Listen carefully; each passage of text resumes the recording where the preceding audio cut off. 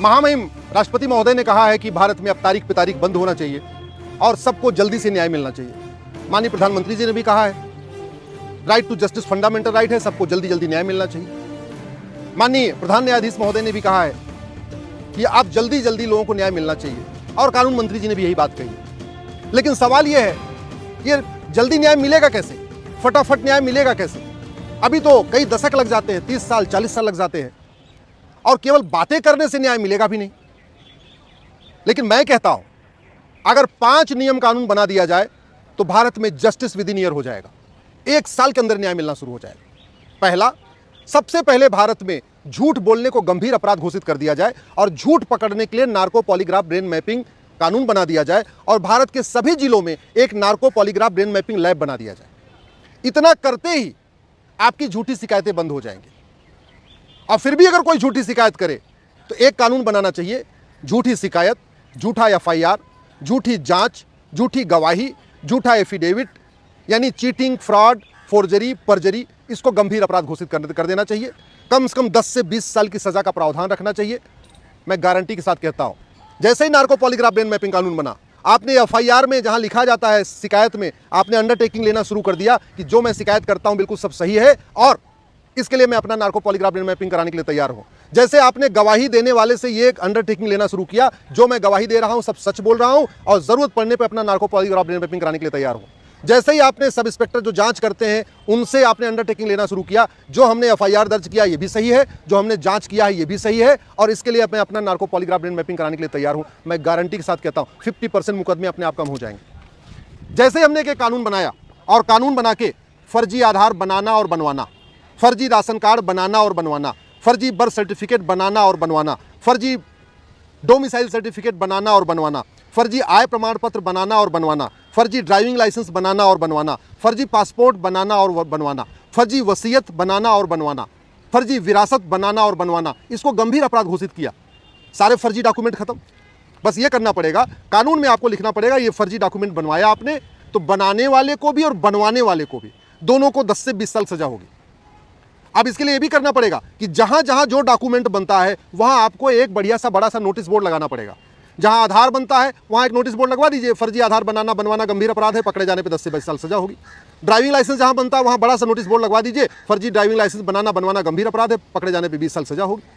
जहां वसीयत बनती है या विरासत बनती है वहां बड़े से नोटिस बोर्ड में लगवा दीजिए, फर्जी वसीयत बनवाना, फर्जी विरासत बनाना और बनवाना गंभीर अपराध है, पकड़े जाने पे बनाने वाले को भी और बनवाने वालों को दोनों को 10 से 20 साल सजा होगी। तो सारे फर्जी डॉक्यूमेंट बनने बंद हो गए, फर्जी आय प्रमाण पत्र बनना बंद हो गया, फर्जी हेल्थ सर्टिफिकेट बनाना बंद हो गया, फर्जी जो है डोमिसाइल सर्टिफिकेट भी बंद हो गया। और अब बचा कि कोई मजिस्ट्रेट, एसडीएम, एडीएम, डीएम या जज पैसा लेके गलत फैसला न देने पाए तो स्वाभाविक सी बात है उसके लिए क्या करना है, संपत्ति को आधार से लिंक करने के लिए कानून बना दीजिए। जैसे प्रॉपर्टी को आधार से लिंक करने के लिए कानून बना देंगे और कैश लेन देन की लिमिट सेट कर देंगे, क्योंकि अल्टीमेटली जो घूस लेगा वो 2 काम करेगा, या तो कैश में लेगा और या तो बैंक के जरिए लेगा। बैंक के जरिए ले नहीं सकता है क्योंकि पकड़ा जाएगा, तो क्या करते हैं कैश में लेते हैं और कैश में लेके महंगे मोबाइल खरीदना, महंगी घड़ियां खरीदना, बढ़िया बढ़िया सामान खरीदना, महंगे कारें खरीदना, अल्टीमेटली यही सब करते हैं। जैसे ही आपने महंगे सामान की कैश लेन लिमिट सेट कर दिया कि भैया 1000 रुपये से महंगे सामान का कैश लेन देन हो ही नहीं सकता, तो चाहे वो एडीएम हो, चाहे डीएम हो, चाहे तहसीलदार हो, चाहे थानेदार हो, चाहे पेशकार हो, चाहे हवलदार, वो कैश का क्या करेंगे, खाएंगे क्या? क्योंकि जैसे ही वो जब कैश खर्च कर ही नहीं सकते, अल्टीमेटली उनको कार्ड स्वैप करना पड़ेगा, ATM, Paytm, Bhim, UPI, debit card, credit card करना पड़ेगा, तो फिर वो कैश लेके करेंगे क्या?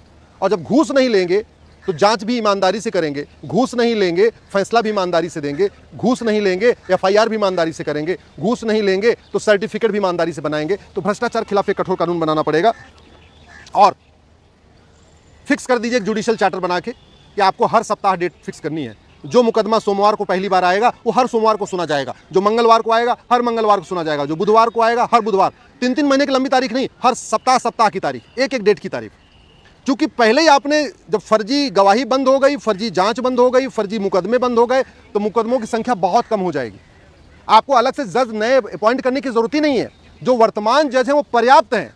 हो क्या रहा है, मुकदमा इसलिए बाढ़ आई हुई है क्योंकि अवैध कब्जा करना गंभीर अपराध नहीं है, सड़क के किनारे अवैध निर्माण करना गंभीर अपराध नहीं है, गरीबों की जमीन पे अवैध कब्जा कर लेना भी अपराध नहीं है। तो दबंग जमीन कब्जा करते चले जाते हैं और करके उनको 30-40 साल लड़ाते रहते हैं। अगर खौफ ये पैदा हो जाए कि अब जमीन पे अवैध कब्जा करना गंभीर अपराध है तो मुकदमे आएंगे नहीं तो जज साहब के लिए हर तारीख पे तारीख, लंबी लंबी तारीख देने की जरूरत नहीं, फिर वो वीकली तारीख देना शुरू कर देंगे। इसके लिए बहुत इंपॉर्टेंट ये भी है कि जज साहब हमारे कैपेबल हों, कंपिटेंट हों। आज की डेट में जो एग्ज़ाम होता है स्टेट वाइज होता है। यूपी में जो जज बनते हैं, मजिस्ट्रेट बनते हैं, वो यूपी का अलग से पीसीएस होता है, दिल्ली का अलग एग्ज़ाम होता है, हरियाणा का अलग। तो जजों की क्वालिटी में ज़मीन आसमान अंतर है। दिल्ली के जो डिस्ट्रिक्ट जज हैं, दिल्ली के जो मजिस्ट्रेट हैं, दिल्ली के जो मेट्रोपोलियन मजिस्ट्रेट हैं और जो छत्तीसगढ़ के हैं या उड़ीसा के हैं, उनके जजों की क्वालिटी में बहुत अंतर है। समाधान ये है राष्ट्रीय स्तर पे एक एग्ज़ाम हो और केवल मेरिट पे सिलेक्शन हो, केवल और केवल शुद्ध रूप से मेरिट के ऊपर। क्योंकि डॉक्टर अगर इनकम्पिटेंट होगा तो लोगों को गलत दवा दे के मार देगा, और जज अगर इनकम्पिटेंट होगा तो गलत फैसला दे के मार देगा। फिर न्याय नहीं होगा, अन्याय होगा। अगर जज क्वालिटी का नहीं होगा, जज कंपिटेंट नहीं होंगे तो अन्याय करेंगे। तो तरीका यही है, ऑल इंडिया लेवल पे एग्ज़ाम किया जाए, जैसे आईएएस का एग्ज़ाम होता है ऐसे आईजेएस कर दिया जाए, और उसमें प्योरली मेरिट पे ही सिलेक्शन हो। जज में फिर ये नहीं देखना कि जाति भाषा के आधार पे, क्षेत्र के आधार पे और ये अगड़े पिछड़े, ना, कुछ नहीं, केवल और केवल मेरिट के आधार पे। एक काम और भी किया सकता है, डिस्ट्रिक्ट कोर्ट में तो सारे ऑल इंडिया लेवल पे आ गए, हाई कोर्ट में क्या होगा? हाई कोर्ट में डायरेक्ट सिलेक्शन होता है, उसका कोटा भी फिक्स कर दिया जाएगा। भाई 50% जज आईजेएस के थ्रू हाई कोर्ट में आएंगे, जो नीचे डिस्ट्रिक्ट कोर्ट से प्रमोट होकर आएंगे, 50% डायरेक्ट सिलेक्शन होगा। जो वकील सीधे बनते हैं, जो अच्छे वकील होते हैं, सिलेक्शन लेके। लेकिन कंडीशन रखनी पड़ेगी, जिस राज्य में कोई आदमी मजिस्ट्रेट रह चुका है, एडीजे रह चुका है, सेशन जज रह चुका है, डिस्ट्रिक्ट जज रह चुका है, जैसे ही उसको एलिवेट करके हाई कोर्ट में भेजेंगे, उस राज्य में नहीं भेजेंगे, उसको दूसरे राज्य में भेज देंगे। और ऐसे ही जो वकील अपनी जिस हाई कोर्ट में वकालत कर चुका है, उसको कभी उस हाई कोर्ट का जज नहीं बनाना है, उसको कहीं और भेजना है। भाई भतीजावाद भी कम होगा, पक्षपात भी कम होगा। अल्टीमेटली सब मानव हैं, सब इंसान हैं। अगर भाई भतीजावाद चलेगा, सामने रहेंगे, जहां आदमी 20-30 साल प्रैक्टिस करता है, सारे जजों के साथ दोस्ती यारी हो जाती है, वकीलों के साथ दोस्ती यारी हो जाती है, साथ में लंच करना, कैंटीन जाना, उठना बैठना सब साथ में हो जाता है। तो इससे बचने का तरीका है कि मान लीजिए जिसने दिल्ली हाई कोर्ट में प्रैक्टिस किया है 20 साल 15 साल, अगर आप उसको जज बना रहे हैं तो उसको दिल्ली हाई कोर्ट में मत बनाइए, उसको यूपी भेज दीजिए, बंगाल भेज दीजिए, कहीं और भेज दीजिए। मैं तो कहता हूं कि जहां आदमी प्रैक्टिस किया है उसके आसपास आप उसको मत भेजिए, जहां उसके परिवार के लोग वकालत कर रहे हैं उसको वहां भी जज मत बनाइए, उसको कहीं और भेज दीजिए। इससे जस्टिस विद इन ईयर हो जाएगा, मैं गारंटी के साथ कहता हूं। मुकदमों की संख्या 50% डाउन, झूठी गवाही बंद, कठोर कानून हो जाएगा तो कभी भाई अपनी भाई के लिए भी झूठी गवाही नहीं देगा, पति अपनी पत्नी के लिए भी झूठी गवाही नहीं होगी। मुकदमों की संख्या कम हो जाएगी, जस्टिस विद इन ईयर हो जाएगा। तो फायदा क्या होगा? भ्रष्टाचार कम होगा, अपराध कम होगा, धर्मांतरण कम होगा, घुसपैठ कम होगा, मजहबी उन्माद कम होगा, माओवाद कम होगा, नक्सलवाद कम होगा, कट्टरवाद कम होगा, जिहाद कम होगा, घूसखोरी कमीशन कम हो रही होगी। अगर 1-1 साल के अंदर सजा मिलना शुरू हो गया, मिलावटखोरी कम होगी, कालाबाजारी खत्म होगी, नशा तस्करी खत्म होगी, मानव तस्करी खत्म होगी। भारत में इतना जो भ्रष्टाचार अपराध चल रहा है उसका मूल कारण है, एक तो कानून कमज़ोर है, कठोर नहीं है, और ऊपर से मुकदमा चलता है 20-30 साल के बाद। एक और ज़रूरत है भ्रष्टाचार अपराध रोकने के लिए कि भारत में जो सज़ा है उसको कंजेक्टिव किया जाए। अभी भारत में कॉन्करेंट होती है, मतलब अगर 5 धाराओं में मुकदमा चल रहा है, 5 धाराओं में सजा हुई और एक धारा में 5-5 साल सजा हुई, तो टोटल उसको 5 साल की सजा होती है। अमेरिका में इसका उल्टा है, अगर 5 धाराओं में 5-5 साल सजा होती है तो टोटल वो 25 साल सजा चलती है, क्योंकि वहाँ एक धारा की सजा कंप्लीट होती है, फिर दूसरे धारा की सजा, फिर तीसरे धारा की सजा, फिर चौथे धारा की सजा। दुर्भाग्यवश वो प्रैक्टिस भारत में नहीं है। मैं गारंटी के साथ कहता हूँ, जो बातें मैं कह रहा हूँ अगर ये लागू हो गई तो जस्टिस विद इन ईयर हो जाएगा। डिस्ट्रिक्ट कोर्ट में भी 1 साल में फैसला होगा, हाई कोर्ट में भी 1 साल में फैसला होगा, सुप्रीम कोर्ट में भी 1 साल में फैसला होगा। अभी जो 5 करोड़ केस पड़े हुए हैं, इसमें 50% केस तो लोग खुद ही विड्रा कर लेंगे, जैसे ही कठोर कानून बना, जैसे हमने झूठ को गंभीर अपराध घोषित किया, झूठी गवाही को गंभीर अपराध घोषित किया, झूठी जांच को गंभीर अपराध घोषित किया, झूठे कागज को गंभीर बनवाने को गंभीर अपराध घोषित किया। आधे मुकदमे ऐसे ही विड्रा हो जाएंगे, लोग अपने अपने मुकदमे को वापस लेंगे। जिन लोगों ने अवैध रूप से किसी की जमीन पर कब्जा किया हुआ है वो खुद ही उससे छोड़ देंगे और उससे अपने आप समझौता कर लेंगे। क्यों? क्योंकि फिर ये नहीं होगा केवल फैसला डिसाइड होगा, फिर तो ये भी होगा ना, जिसने अवैध रूप से जमीन कब्जा किया उसको 10 साल सजा होगी।